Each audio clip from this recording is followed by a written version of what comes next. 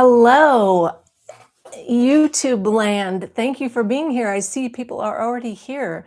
I'm Heidi, and I am so excited to do this live stream with you today. I hope that you're voting in the poll that I created. I posted a video last Wednesday, right after last Wednesday's live stream. Can somebody give me a thumbs up first that they can hear me? Line, welcome. Can you hear me? Regina is here from Portugal. Welcome. AZ Valley Virtual Assistant. Does that AZ stand for Arizona? We hear you. Great. Hey, Emily. Welcome. Stephanie from Virginia. Welcome, welcome. Yes, welcome. So last week, after last week's live stream, I posted a video on YouTube that did a thing. It has now over 100,000 views. Hi, Nurse Janice. Thanks for being here. I appreciate you. I appreciate you showing up. In that video, I told a story about how one of my biggest people-pleasing fears was the fear of disappointing people. And I had something happen. I can't see you. My glasses are so smeared. Probably spray myself in the face. Oops. Yep. I told the story about how that being one of my biggest people-pleasing fears to overcome was disappointing people, and that I just felt it best to tell someone no about a request that they made of me, and their exact response was, well, that's disappointing.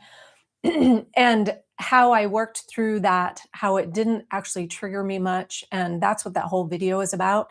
It has hundreds of comments, and we're going to talk about today some of the comments, like the the different things that came up in the comments from that video. A lot of people agreed with me that they said, it was right that I said no. But there were actually people that didn't agree and said that I should have said yes and helped her out. So I would love to know. And Line, can you tell that it's through my microphone today? I think I got it figured out. Thank you, Line.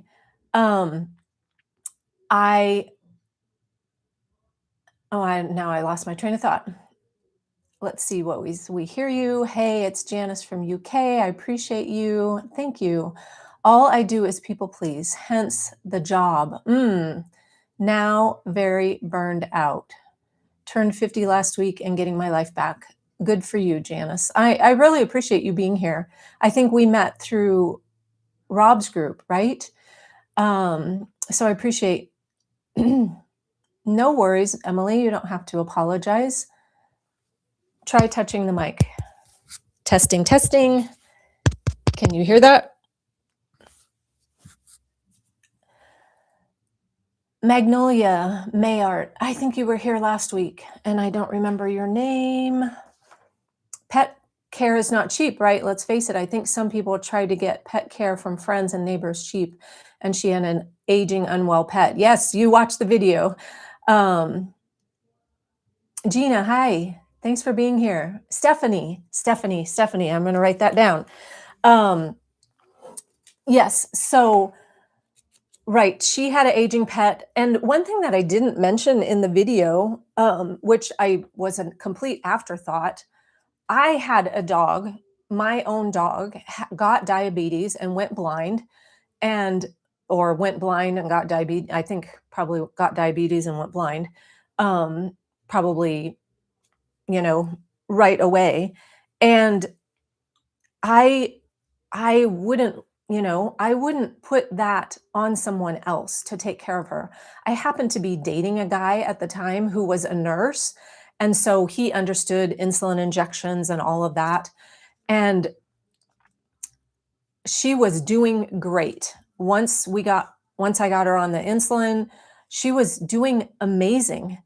And I had to go on a trip He said he would take care of her. He had had her at his house, prior to this, and I was going overseas, the day I got to where I was going, that first day, he texted me and said, "She's not doing well, she's not eating," and this was so sudden. It was very unexpected. She was doing, like I said, doing great.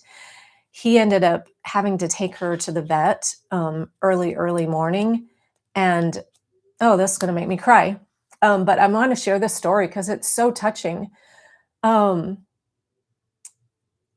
they got in touch with me after he got to the vet. After the vet examined her, they did a bunch of tests, and they said, you know, we could do things for her, but her liver enzymes are so out of whack that who knows what would work. And they said, we think that it would be best to euthanize her. So I said to the guy I was dating, you know, will you please have bring her in the room so that and put me on FaceTime so that I can be with her while you do that. They brought her into the room. She was laying on a gurney, not really responsive at all. And I'm like, "Hey, Callie, it's mom." She literally opened her eyes, looked at me in the camera. I took a screenshot of it when it happened. She took her last breath and passed away on her own.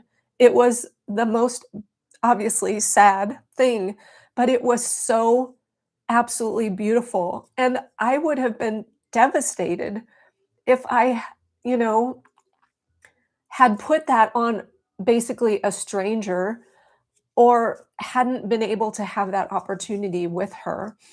Um, so yeah,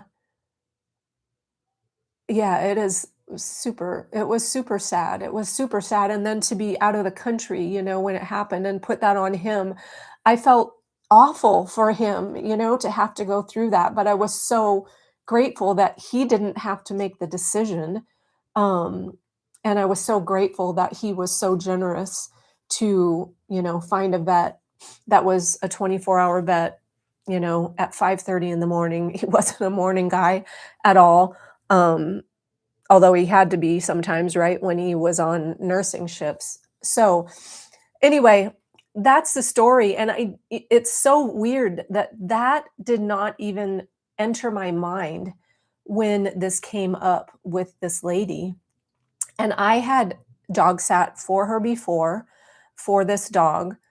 She found me through a pet sitting service, which I did just kind of on the side for some side income, and, so she had used me many times, but she went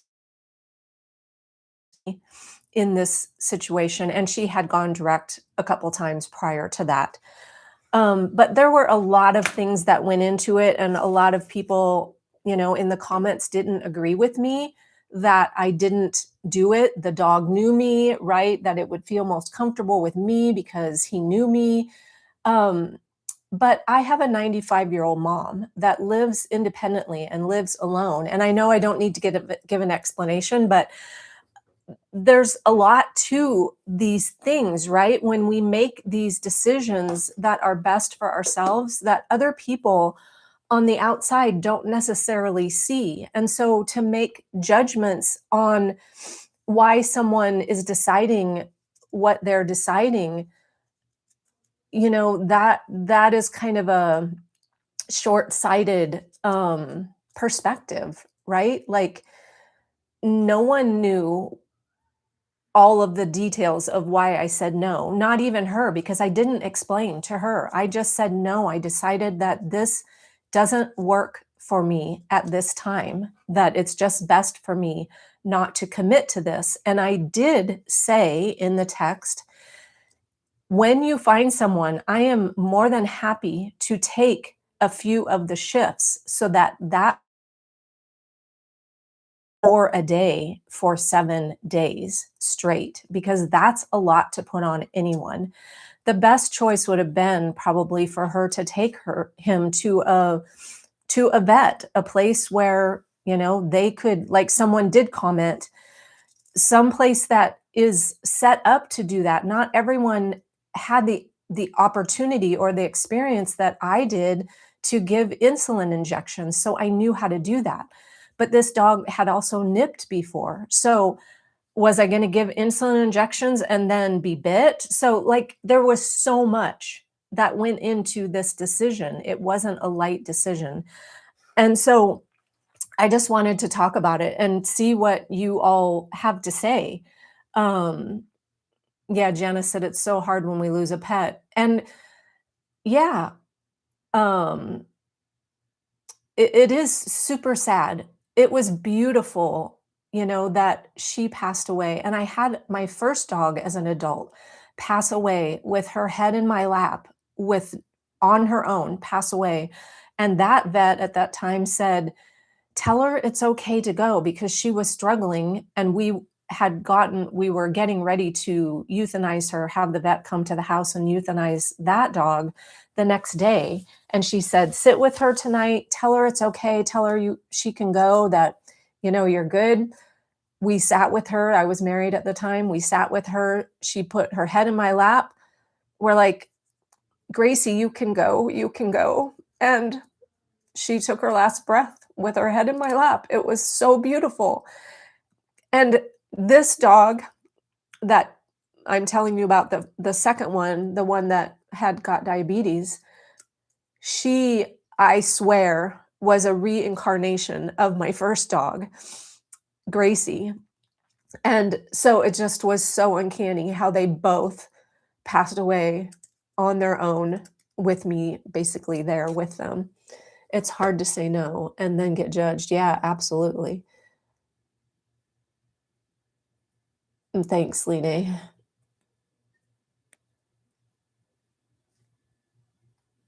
Hi, Barbara. Thanks for being here. If you do what's best for you, it will always be the best for everyone concerned. If you don't, then everything is messed up for everyone energetically. Yeah, that's absolutely true. Even though, a lot of people aren't into the energetic thing, right? Like me saying yes, I know already that I was already feeling resentful. And part of that was toward her for like putting that on me, if you will. But that's not the bigger part, right? The bigger part of the resentment is coming from me abandoning my own needs. And when we abandon our own well-being, right? I would have been pissed off about going over there 4 times a day, going over there in the dark at night for the last visit.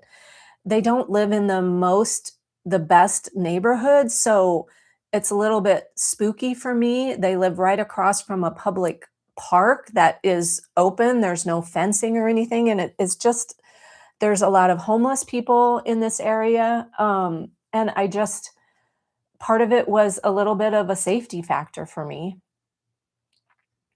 Absolutely. Rachel said, people are always ready to criticize you when you set boundaries.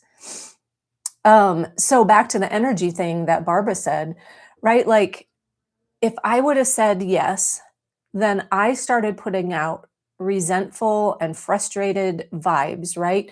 Those vibes go out, that energy goes out into the universe. It doesn't stay with me.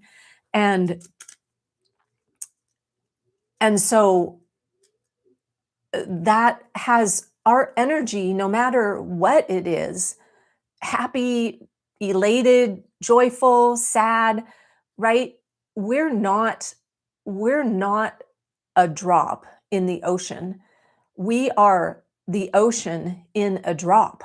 And so everything that we do ripples out into the world.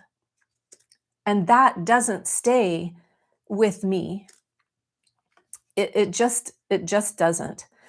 So what makes us fear disappointing people? So let's see what people have voted in the poll. What finally made you start putting yourself first? A health crisis or burnout? I would love to know. Um, Maybe that was Nurse Janice. I would love to know, like, what health crisis. Gabor Mate has done a lot of work around women in particular, and I've cited this statistic before, but 80% of all autoimmune diseases occur in women. And he has found through his research that the primary reason for that is women are the people pleasers for the majority. Now, guys were in the comments as well that have lived this, and so I'm not singling out, I'm not separating them, that this doesn't happen to them as well. But the majority of people pleasers, because we're raised to be caregivers, we're raised to be giving, and if you can't say anything nice, then don't say anything at all. And I want to talk a little bit about being selfish. And um, so we then get these patterns, we develop these habits, and then we grow into adult women who have we just live by these things that we think are the truth. Like, you need to always put other people first. Emily said, I'm dealing with a health crisis right at the moment. It's my gallbladder. It's very painful. Yeah, for sure. Um, and yeah, I hope you're getting that taken care of. But that gallbladder pain is no fun. So we grow up, right, thinking that many of us that we have to solve other people's problems and make them our own. And that's what I would have been doing if I would have said yes to her, right? If I would have said yes to her request, that would have been me taking on whatever it was that, she was passing out to someone else. And I've dog sat for her before. So it's not like she found me out of the blue and was asking me to suddenly take on her problems, right? She was hoping that I would, probably, like people said, because she trusted me, right? But but I just was not ready to be in that situation. Oh, and I think I started saying this. I have a 95-year-old mom who lives alone. And I started thinking, what if, because this has happened already, what if suddenly something happened to her and I needed to go be with her? She lives 45 minutes away from me. So I would not be able to be there for that dog every 4 hours. And that was a health necessity for him because he needed the insulin. So it just wasn't something that I was ready or willing to step into. And I, I'm one of those people that think, sure as shit, I say yes to that, and my something will happen with my mom, right? And then I'm scrambling to try and figure out how to get her dog taken care of when I don't know any other dog sitters that know how to give insulin injections. So, yeah, I just wasn't willing to do that. Stephanie, right? Magnolia Mayart. Not only are we programmed to be the pleasers, we're also the fixers and organizers and planners, etc. Right? Emily said, I'm getting it taken care of. It made me realize I need to start putting myself first. Absolutely. Our body, right? I mean, a gallbladder problem isn't a autoimmune, but our body takes on so much of this stress without us even recognizing that we're like burning the body out. The mind and the body aren't separate, right? So if we've lived as a people pleaser for most of our lives, we have lived in a state of fight, flight, or fawn. And fawn isn't something that a lot of people have heard of, but that is the people pleasing response, is fawning. Like if you think of a baby deer, right? A fawn, they're kind of meek, if you will, and they will stand back and they're smaller. Um, that's what fawning is just giving in to the other person.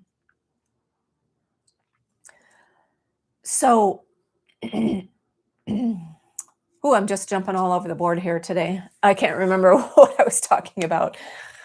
Um, oh, our body, right, just takes on all of this stress. And so I have some of the comments over here on a separate screen. Somebody said that they realize that setting boundaries can feel uncomfortable and it takes the nervous system time to regulate getting out of our comfort zone because not setting boundaries, saying yes to people, thinking of, okay, I'll just worry about the consequences later, right? I'll deal with the resentment and frustration. I'll take that on. I'll just deal with it on my own later. And, that way I don't have to worry about disappointing them or them being upset or frustrated with me. Um, and I also had the thought, like, this could be the last time I take care of this dog because he's old and he's not healthy, so he could pass away. And there's a sentimental part of me that was like, oh, this could be the last time, right? But every time I've done that in the past, I've like taken a chink out of my nervous system, right? Like I've added to this stress of the nervous system, and the nervous system just takes it on and it becomes the new normal. And so a lot of times, like Nurse Janice said, she got to the point of burnout. We don't even realize everything that we're piling on until we're at a state of exhaustion or an autoimmune popping up, a health crisis, right? Burnout. We don't recognize it. And that's the body saying, okay, you have overloaded me. Enough is enough. You're not listening to me giving you the little signs that I'm giving you. So I'm going to shut you down, right? By giving you a health crisis. I ended up in the ER from not listening to the signs when I was living with my third husband when we were married. And as it turns out, he was a narcissist. I didn't know what that was at the time. And after the fact, it was months later, actually, like 5 months later, when I was still dealing with the fallout and trying to figure out, do I file for separation? Do I file for divorce? What do I do? What and I went no contact with him. So there was a lot that I was taking on that I had never dealt with before, right? I was driving to work one morning, and actually back up a bit, as I was leaving for work that morning, I live in a 2-story house. I was going downstairs to go out to the garage. I was extremely dizzy. It was like my body was over here and I was seeing myself, and I couldn't like reorient myself into my body. So it felt like I had no control over my body. I I probably should have called off work. I drove to work. I just thought that I also have low blood sugar and low blood pressure, so I can get lightheaded sometimes. I just thought it was that, and from the stress and all of that. Drive into work, I walk in through the doors, and again, I still was like, my soul or something was dragging along behind me, like behind my physical form. And I walked in, and the employees, we kind of had a open work area, and they looked up and they're like, are you okay?" And I got kind of emotional and I said, because I recognized that they recognized that there was something wrong, I just thought it was, I was playing it off as low blood sugar, low blood pressure. And then it hit me. If they saw it in me, something was wrong. And I said, no, I don't think so. But I had a hard time even spitting out my words. My boss put me in his car, took me to ER, and they couldn't find anything physically wrong. They did, I think, an MRI, and they did all sorts of tests. And I saw my therapist not long after, and I told them what had happened. They, wrote it off as stress. I went to my therapist not long after, and she said it's something called dissociation, where you are actually to in order for your body to handle the stress, you actually dissociate from yourself. So, yeah, it kind of was. Typically we think of out of body experiences kind of as near death experiences, I think, but it was just called dissociation. Um, okay, let's see. So anyway, right, our body is so intelligent and it gives us signs that we typically ignore, like maybe a sign of guilt. Guilt doesn't typically for people pleasers, the guilt isn't a sign that you did something wrong. The guilt is a message to you that something is crossing the line. And so is resentment. If you're feeling like I was, even before I gave her my answer, I was starting to feel like the resentment building. That is a message that is coming to me that something is crossing the line. And it doesn't mean that that crosses the line for everyone, but for me and in my life, right? Like my boundaries don't have to be the same as your boundaries. And I think that's something that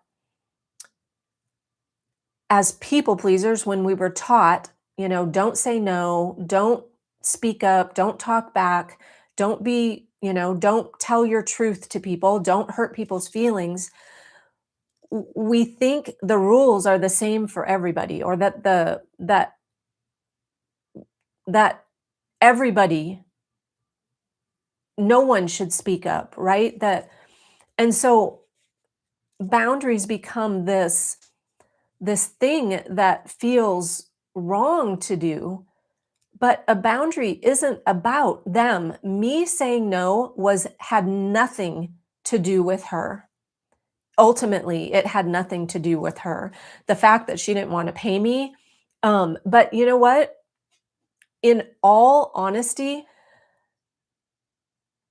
I think me asking what her budget was a delay tactic. It was a way for me to give me some breathing room and to give me a chance to think about it versus just saying, here's what I would charge, and then thinking about having to negotiate that because I knew she wouldn't want to pay what I would expect to be paid for that. So again, there was a lot going into it, but my ultimate boundary of me saying no had nothing to do with her, right? That was a boundary is about me. My boundaries are about me and protecting my well being. Your boundaries are about you and protecting your well being, what's okay with you and what's not okay with you. They have nothing to do with anyone ever.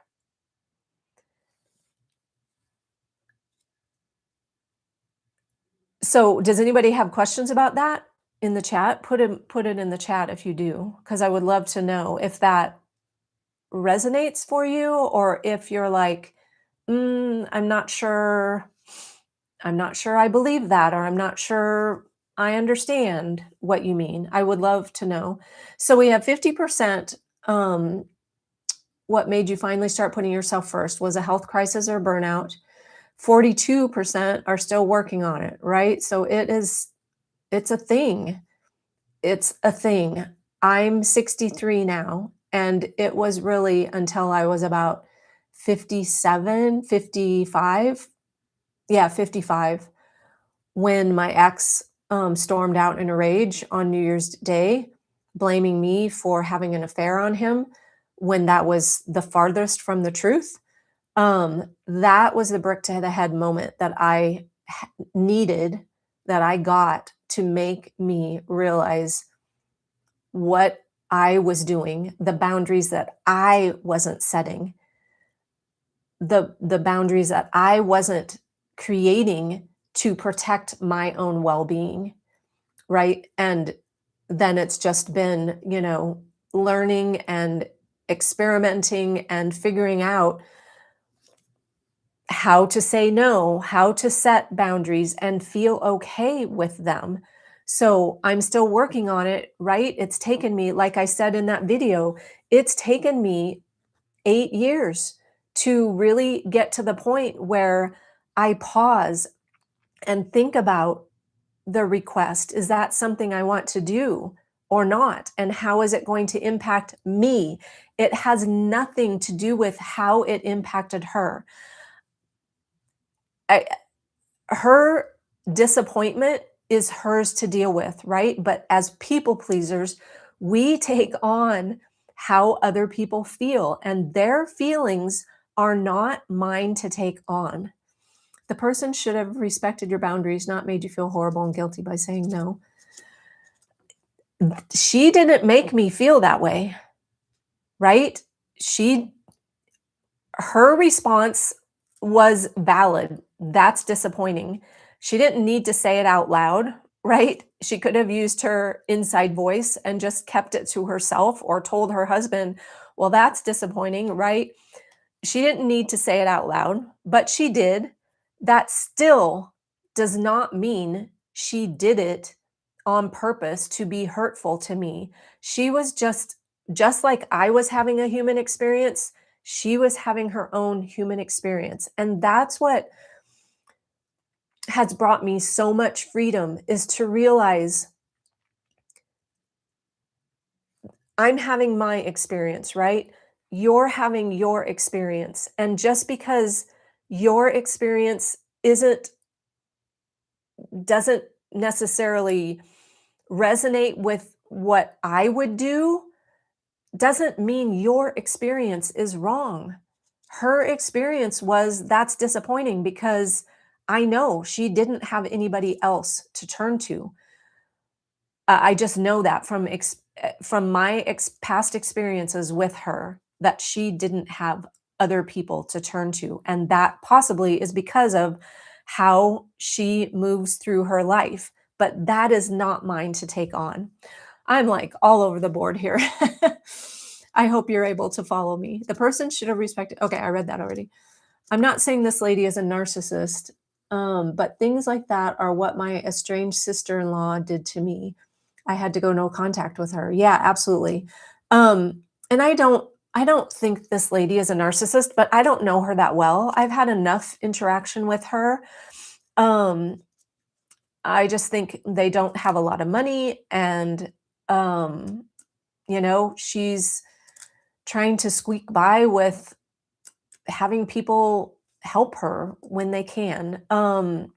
So I'm not going to judge what she did. Oh, good. Emily's able to follow along.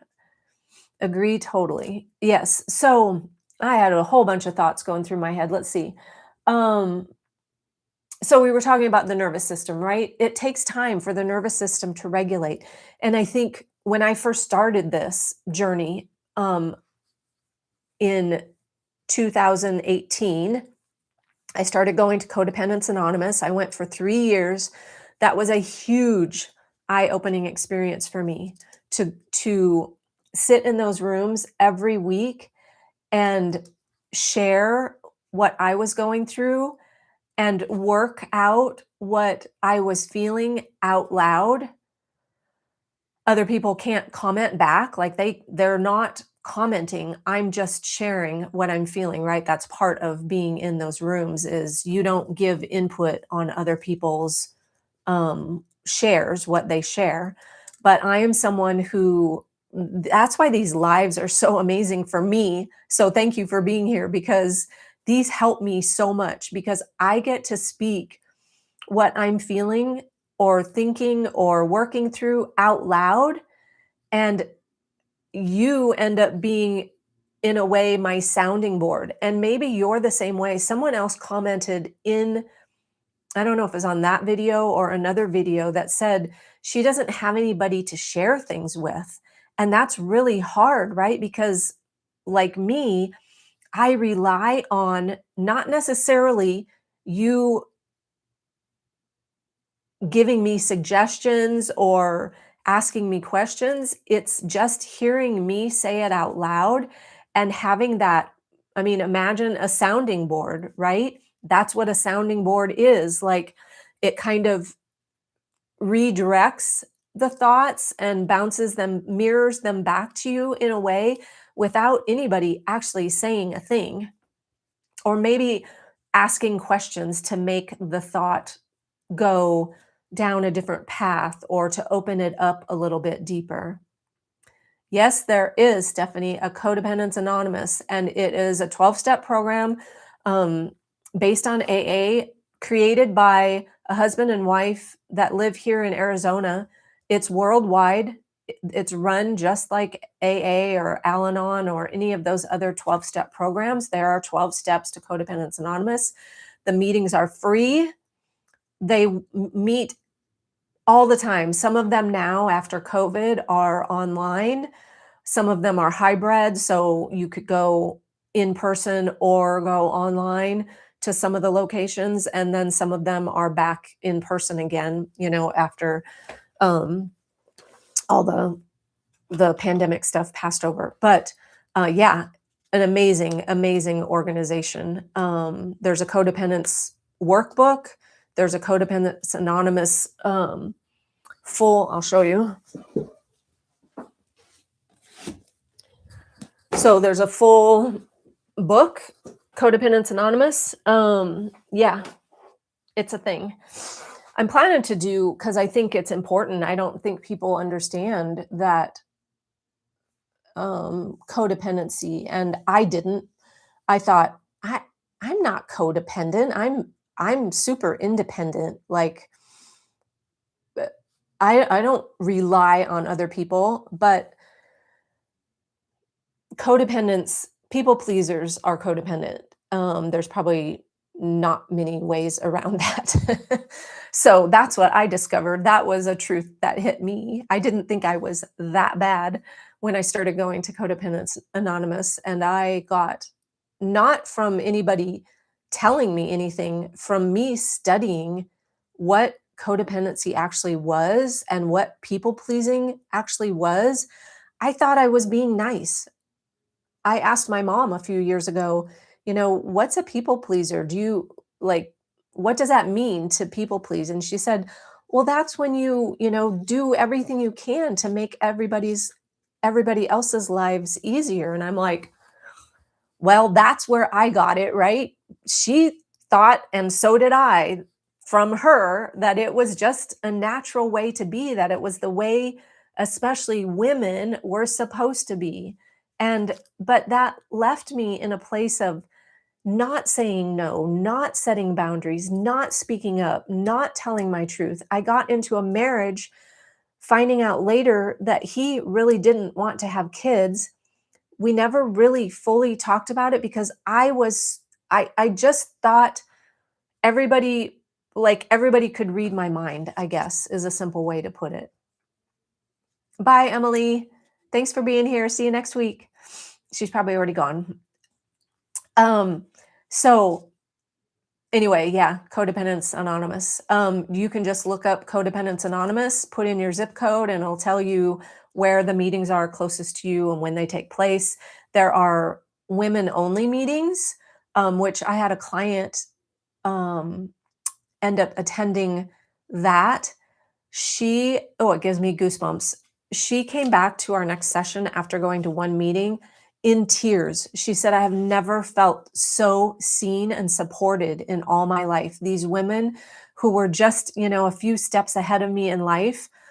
She was with a narcissist and was trying to figure out how to break free of that and what she was doing to attract it in the first place. And she said, I never have felt so supported by a group of women in all my life.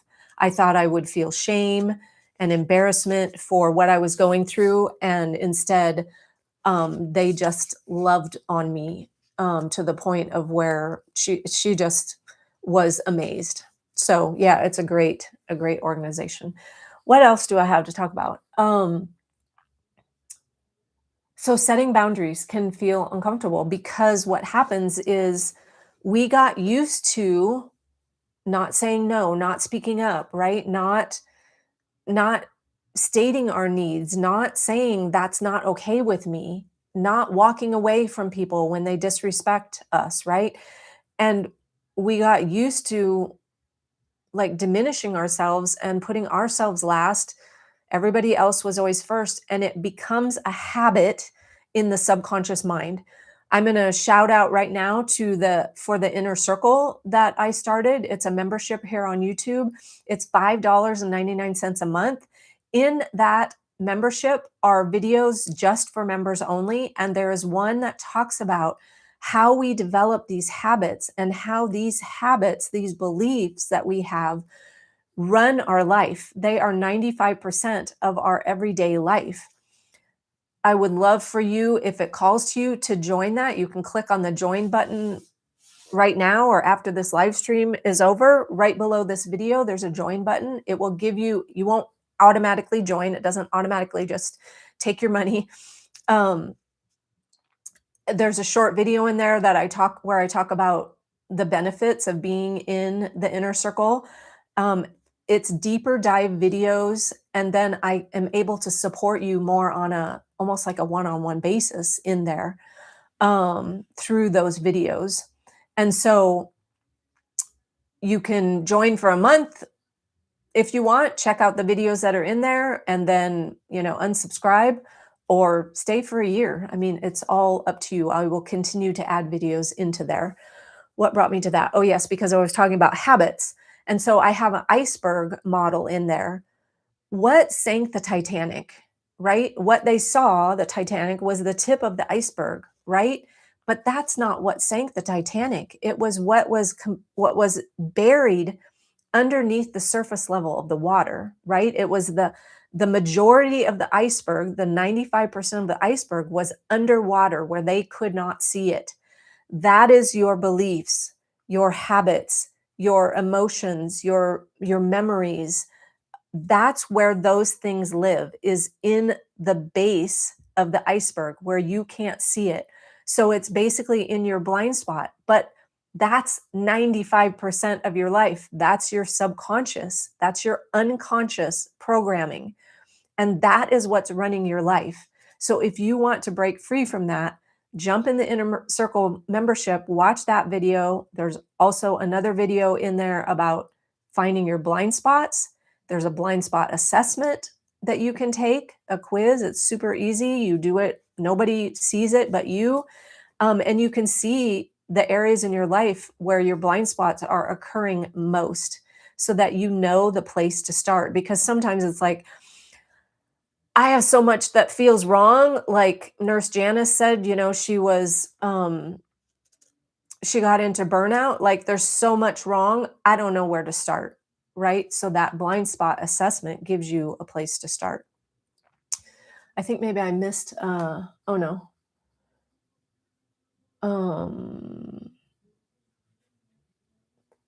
Lena said, I do logically understand what you say, right? We use logic. We logically understand things, but we don't operate from logic. I'm a very logical person. So as much as I have tried to figure out logically, why is this happening? It wasn't until I figured out that I couldn't change my behaviors. Your behaviors are the after effect of your beliefs. Until I looked at the beliefs I had, which are in the subconscious, they're buried under the surface of the water. Until I found and looked at those beliefs that I had and started shifting those beliefs about myself, like I wasn't worthy, I wasn't good enough, um, I didn't deserve respect. I didn't deserve love. All of those things that I believed about myself that I didn't realize I believed about myself. And Codependence Anonymous helped me find those beliefs.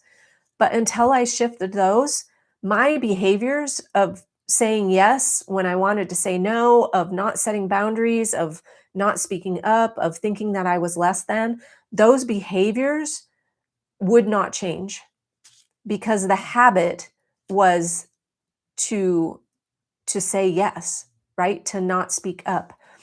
And you would say, well, why is that? Because if it's not serving me, right? If it's not serving me to not say no, is that the right word? If it's not serving me to not say no, or it's not serving me to not speak up, why would I keep doing it? Because it's a habit which resides in the subconscious mind.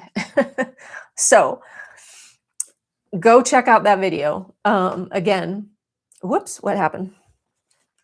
I must be pressing on my keyboard or something. So now we have still 50% for a health crisis or burnout, 36% for I'm still working on it. So those are the two. So either most of you either had a health crisis or burnout that made you start putting yourself first, or you're in the other category of I'm still trying to figure that out. And that's basically what I'm here for, right? Is to help you, guide you to figuring out, how do I put myself first? How do I stop feeling guilty? How do I stop feeling selfish? Have you found out why we are taught to be pleasers? For what purpose? Because it affects my self-esteem and value that I feel about myself too. Yeah, you know, I don't believe that for the most part, 99.9% of us, it wasn't taught to us maliciously. But if you think back a generation, and I don't know how old you are, Stephanie, but if you think back like to my mom's generation, right? A lot of them didn't work outside the home. They were the caretakers, the nurturers, the givers. They're the moms, right? And so it's natural. But I think another part of it is that we're confusing being pleasing with serving, or serving with pleasing. And I read a quote, I don't remember who said it, but it was like, oh, holy cow, that is a game changer. The person said, you can't be serving other people when you are trying to please them. I was like, oh, that it blew my mind. It was like, I think I'm serving people, right? I'm pleasing them in the name of serving them, but that's a martyrdom way to live, thinking that I'm giving, giving, giving, giving, giving, giving, giving, right? And that's what I'm supposed to be doing. No, not to my detriment, right? If I'm giving to the place of it no longer serving me, right? Where I'm depleted, where I'm burned out, where I can no longer give, that is not serving them. That is pleasing them to your own detriment. You can't give from an empty cup, right? But that's what we think. I just need to give and give and give and give and give, and they'll give and give and give and give and give back to me. But it doesn't work that way. We're responsible for filling our cup and then giving from the overflow, from the abundance of that. It's just like when you get on a plane, if you've flown before, right? What do they say? Do they say, put the oxygen masks on everybody else? Make sure everybody in the plane has their mask on before you dare touch yours. No, they don't say that, because you would be passed out by the time you made sure everybody on the plane had their oxygen masks on, even your own family, right? It serves you to serve yourself first. And I know that goes completely against what we were taught, because what were we taught? Don't be selfish. I've brought this up before, this calendar. I found this, I have had this calendar since, I think my mom gave it. Oh, I thought she made a note in here. I think she gave it to me in the late 1900s, the like 1998 or somewhere in there, right? So I've had this calendar for a long time, and it became a fixture in my bathroom. And it's a daily calendar, right? So you flip over the day and you read the little message, and it's heartwarmers for mothers and daughters. And on May 22nd, it's actually been 2 years ago now, but I still have it now on that. For some reason, I never flipped the date over. Just became a fixture in my bathroom. I didn't even see it anymore. But for some reason on that May 22nd, I was like, "Oh, I saw the calendar out of the corner of my eye, flipped to that date, and the message says, "Forgive me and love me, God, when I am selfish. It is not easy to always think of others first." Do you need me to read that again? Are you getting the message? Right? We were given all these subliminal messages that if we didn't always think of others first, God thought we were selfish, right? And no one wants that fear put in them. So, of course, based on these kind of messages, we we had to put other people first. Otherwise, we would be considered selfish by everyone else, including God, according to this, right? When I found that day, I it was another one of those OMG moments, right? It was like, holy crap. No wonder I work with so many clients who have put everybody else first all their life and tell me that they feel so selfish when they do something for themselves. I had a woman tell me, I feel selfish and guilty if I were to spend $8.99 on a bottle of nail polish. That that is indoctrination of us in order to, I think part of it is to stay submissive, right? And again, I don't believe for the most part that when we were growing up that it was happening on purpose. But think about I'm not going to get into this, but think about what's happening in today's current climate, right? Women's voices are being suppressed. They don't want to hear us. This is the time that we need to stop thinking that speaking up for ourselves and others is selfish, because it's not. And that right there is getting us into a lot of trouble. And that's all I'm going to say about that.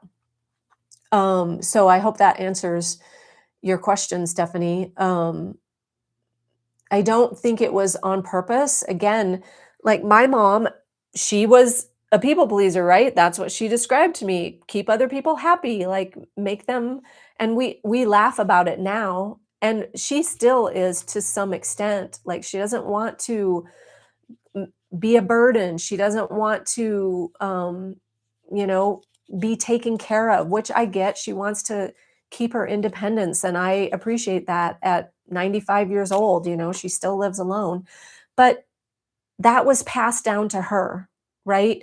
To be the caretaker, to be the pleaser, to put other people first, to make sure they had what they needed, right? That was part of that generation of being a mom and being um, a housewife, right? That type of thing. And my parents, both of them grew up on farms, and their parents grew up on farms, all of them. My ancestry came from Sweden and started farming here in the US. So that's just the way of life for them.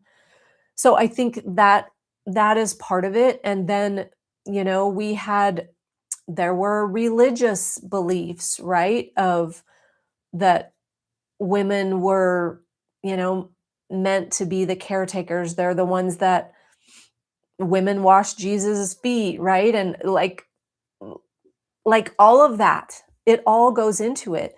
But I think what happened with me was, again, I grew up believing this to be truth, that's who I needed to be in order to be a good person, in order to be acceptable and loved and respected. That was just who I thought I needed to be to not be considered bad.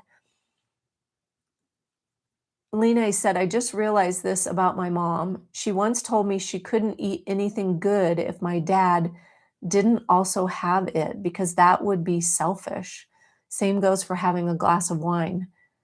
She can't have anything alone because that would be selfish of her, and she can't do that because of all you say now.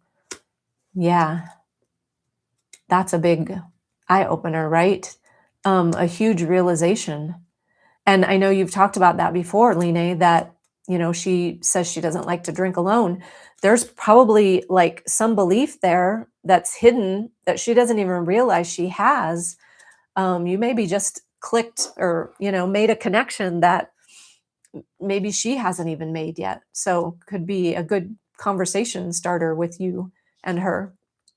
Now it's still a health crisis or burnout that's winning the poll at 53% now. So welcome to everybody here in the live. Um, so we were talking about being selfish, and I think again, it could be a belief in your subconscious that you don't even recognize is there, telling you, well, I can't do that because that would mean I'm selfish, and that person then would judge me as being selfish. And right. So we just live in all of these beliefs, and the subconscious, the unconscious, it got programmed. So think of your subconscious um, as a computer, and the software in there is all it can run on.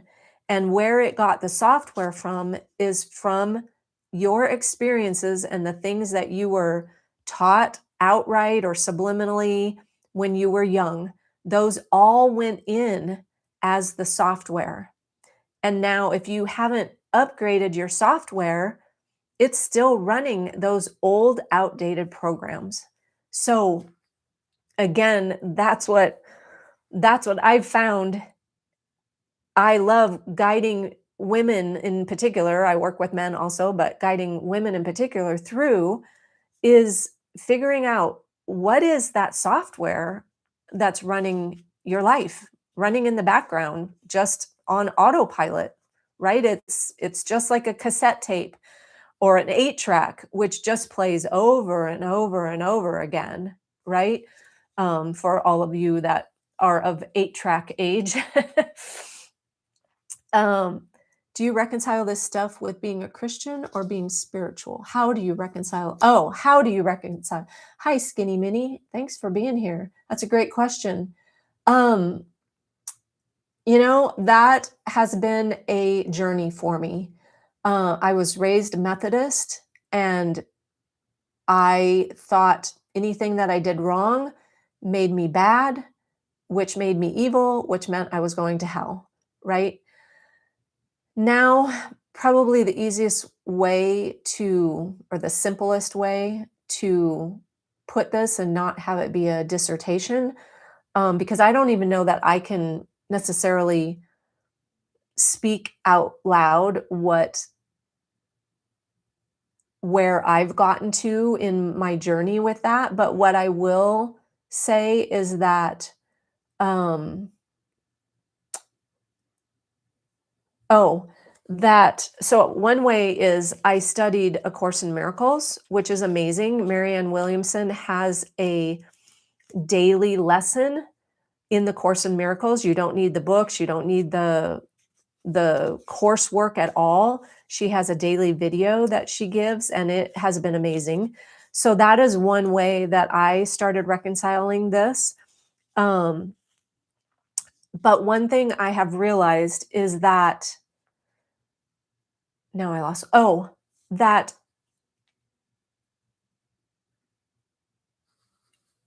right.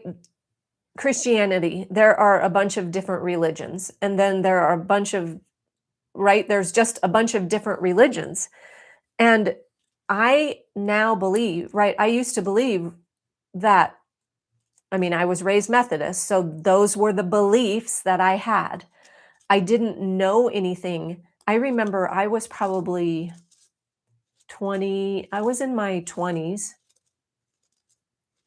How old would have I been? I was in my 20s before I ever met a Jewish person, and she was my assistant at work.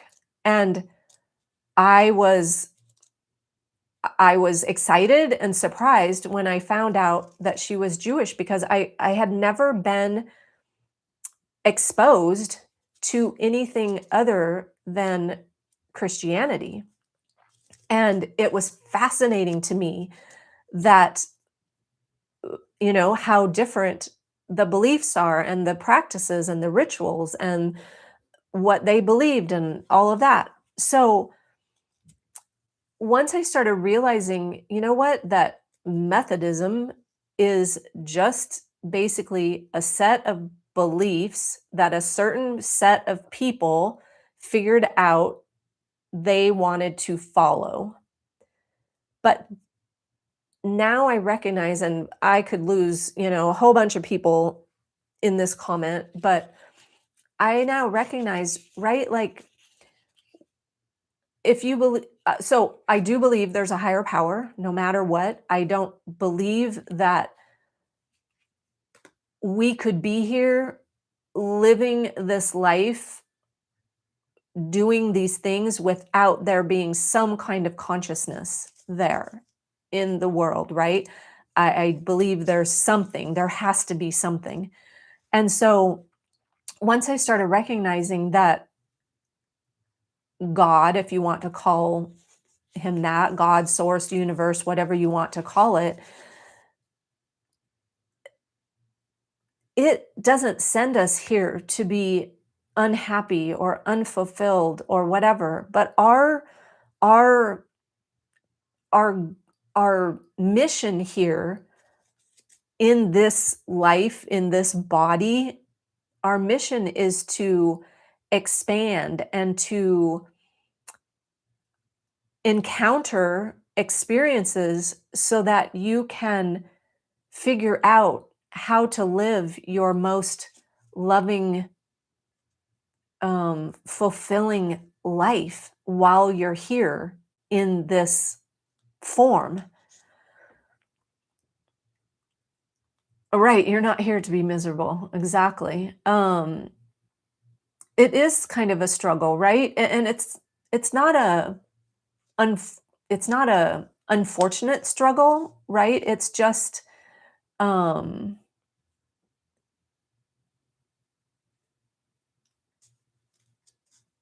it's just for me, it's kind of exciting to figure out, like, okay, we'll go back to I dated a guy. I went out with him 3 times, so it wasn't long term, but he was very Catholic. But I saw in things in our conversation where he was very Catholic, but he was doing things and saying things that were very anti-Catholic. And but kind of the breaking point for me was he wanted me to recite the I don't even know, like some Catholic thing, like you have to, I just didn't grow up with in the Methodist religion. You don't you aren't saved. You don't go forward and save yourself, right? That is part of your if you're Methodist, you are automatically saved according to that. Catholics believe that you have to go forward and profess to be, ask to be saved. And so he was quoting this thing out of the Bible, and he said, Can you say that? And and I'm like, no, because I didn't grow up memorizing that, right? So it was this rote memorization of these rules that you had to follow in order to not go to hell. And I said to him, because he didn't, he said he liked the work that I did, that I was helping women, but he thought that using hypnosis and meditation was the work of the devil. And so I said to him, "Well, how do you reconcile that? You're dating someone that you say is doing the devil's work. Like, h how is that okay?" And I asked him, "What would you do?" He had, I think, 6 kids. "What would you do if you found out one of your kids was, you know, gay?" And he said, "That that would never happen because I raised them better than that." And I realized, and I also asked him something else, like, how do you reconcile that there are all these other religions, Hinduism and, all of these other religions, how are they getting to heaven? And he said, they're not. I was like, whoa, that I don't believe that whoever created us, whatever created us, that we have to believe a certain set of rules and believe these things are truths, and that we're separate from people that don't believe that. I believe we're all one. Like, this consciousness is all one. Like I said earlier in this live, that you're not a drop in the ocean, you're the ocean in a drop. So that's how I reconcile that, and that was a lot longer than I anticipated it to be. Thanks for asking questions though. Skinny Mini, you're 38 and you only realized I'm not here to be miserable. Yeah, okay. I think I read that already. Um, and Lena, I think I missed one from you that you said um, this was definitely a aha moment. This was a big aha moment for me right now. I'm so happy, and I'll be curious to know, like, what what comes out of that if you have a conversation, and right, because that was in your blind spot, and it's most likely in her blind spot as well. Did we figure out that I'm actually speaking through this microphone? I would love to know. Okay, second question. How do you remember to act on what you've learned regarding codependence in a moment of stress? For example, I've been reading Pia Melody's Facing Codependence. Um, I think, like, if you're asking about someone asked you to do something, how do I just not automatically say yes? I have started just having some things in my back pocket, like, let me think about it and I'll get back to you. It just, I think, takes practice. It's like going to the gym, right? In that video, I talked about doing the reps, and someone asked me in the comments, "What do you mean by doing the reps?" What I mean by, you can't get stronger in your biceps if you drive to the gym and sit in the parking lot in your car, right? You have to go in and do the reps. Yes, it's the mic. Okay, cool. I got it figured out. Yay, me. Um, right? So you have to go in and you have to do it a few times, right? You can't just do it once. So practicing these things, when you're, what I would say is, how do you know that you're stressed, right? In a moment of stress, there's something that happens in your body. Is it a tight stomach? Is it upset? Is it you suddenly get a ringing in your ears? There's something, because otherwise you wouldn't have said in a moment of stress. How do you know you're in a moment of stress? Recognize that. Put an anchor to it, like, oh, this is one of those times where I need to pause. I need to stop for a minute. Recognize, oh, this is a message, right? The stress is happening in your body. The stress doesn't happen out here, right? It happens somewhere in your body. You're getting sweaty palms, your mouth starts to salivate, or it gets really dry, or, whatever it is, your heart starts beating fast, you get nauseous. What is your stress signal? Recognize it, recognize that that's a message, and start programming yourself like I was clicking my fingers, because that is something that is a pattern interrupt. So instead of allowing yourself just to jump in and do whatever it is in that moment of stress, um, stopping and thinking, okay, what is the stress about? What am I feeling stressed over? Oh, am I being asked to do something that I don't feel comfortable saying yes to? Okay, what's that about?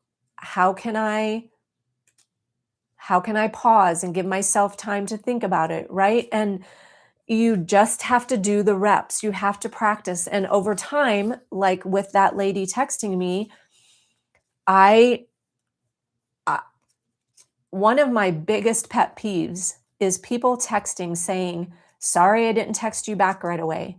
We don't owe people a text back right away. When I grew up, we didn't have cell phones to begin with. There was a landline on a phone on the wall, right? There was no answering machines, there was no nothing. So if no one answered the phone, you called back. Or if I didn't answer the phone, they called back.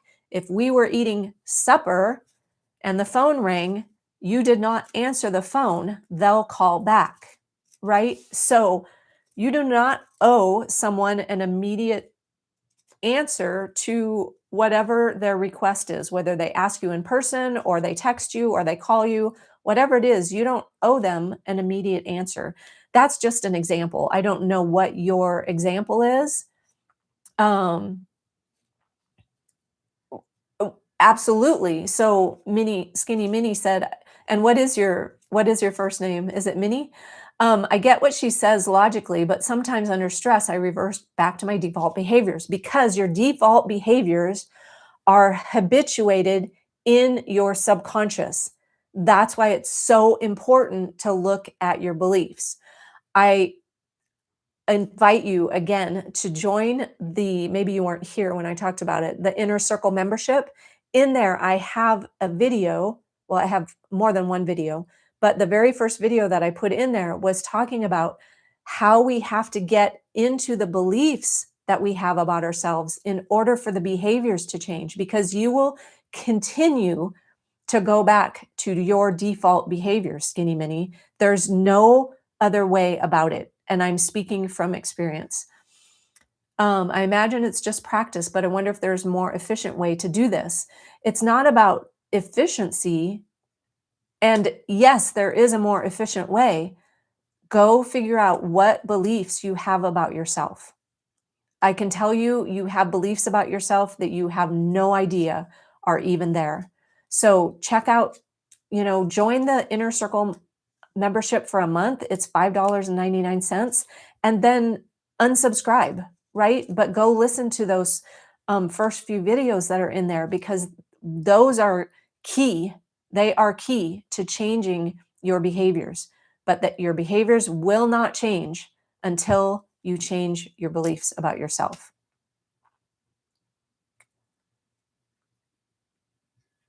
I like your idea of delaying your answer to get your bearings, Magnolia Mayart. Now I can't remember. You're Stephanie, right? Let me think about it. Right. And I'll get back to you. Let me think about anybody on the receiving end of that who has a healthy mindset, who isn't in the practice of taking advantage of people. Anybody who is on the receiving end of that will be like, okay, great. I look forward to hearing back from you. Right. And then don't ghost them. Truly think about it and get back to them. Tell them I'll get back to you tomorrow or get back to you next week. I had someone ask me about dog sitting in August, and I have a tentative thing that I might do that weekend that she asked me for. So I texted back and said, let me think about it and I'll get back to you. When do you need to know by? And she said, and usually people want to know right away. And she said, oh, a week or two is fine. I'm like, okay, see, had I not asked, I would have been feeling stressed because I hadn't made a decision yet, right?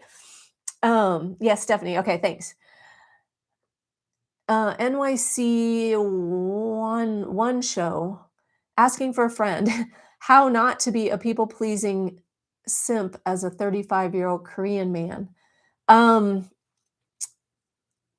well, you can tell your friend that um to start exploring what makes you people please, and it could be a cultural thing, right? I know that um there are certain cultures where certain people in that culture are raised to be people pleasers, right? But I would look at, what are you avoiding, or your friend, sorry, what's your friend? You could ask your friend, what are you avoiding by always wanting to keep other people happy? What what's the benefit to you? There's something called secondary gain. What is the secondary gain for your friend, to I wish I could see people's faces on here to see whether, like, these things relating? Are you smiling with me? Are you frowning your eyes, or am I is my message landing? But secondary gain, what are you gaining by always making sure other people are happy? Is it acceptance? Is it love? Is it belonging? Which is a thing, right? As a human, that is one of our core needs, is to belong. But we can get belonging through other ways. And what happens is, when we try to get belonging by people pleasing, that's a little bit manipulative because you're not showing up. That was a game changer for me, a brick to the head, when I realized that people pleasing was a little bit manipulative, because I was lying about who I was, like what I need. I didn't speak my needs, I didn't speak my opinions, I didn't speak my truths, because I wanted to belong, I wanted to be accepted. But I was lying about who I was because I wasn't sharing my genuine self, right? I wasn't being authentic. So then what I realized that hurt even more, are these people in my life because they really like me? And how is that even possible? Because they don't know me. They don't know the real me. That was like, ugh, that hurt to figure that out. And not because they were hurting me. They were just going along with what I was showing myself to be. They didn't know I was wearing a mask, that I wasn't showing up as the real me. Message landing clearly, Skinny Minnie said. Stephanie said, oh, good point.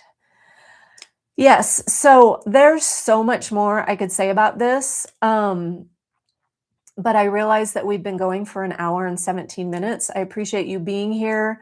There will be one thing that came up in the comments, was how people pleasers do that out of fear, obligation, and guilt, which is called fog. And so my next video will be about that, about how we live out of fear, obligation, and guilt. And that ends up being, turning into a health crisis or burnout, like 52% of the people have voted in the poll. There's 23 votes in there. So clearly that was the thing. And I also have this idea in my mind for that a people pleaser cannot live most of their life being a people pleaser and not end up with some kind of health crisis or burnout. I just don't think it's possible. It happened to me, and I believe that that is the path that 99% of people pleasers are on, unless we figure out how to start choosing ourselves first. And that doesn't mean showing up, in a mean, bitchy, aggressive way. It's far from that. Being a people pleaser is not kind. it's not nice. It's actually the opposite.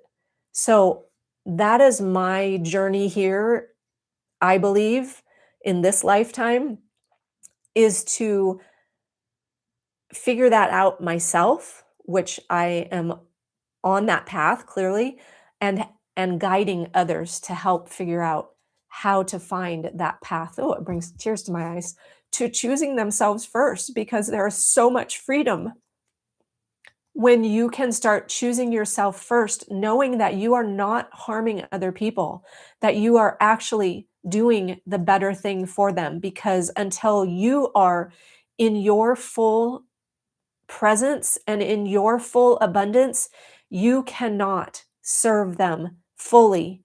And I do believe that we are here to serve other people, to help their lives be easier, but not in a people pleasing way. So I will end with that. I go live every Wednesday at 2:22 p.m. Eastern time.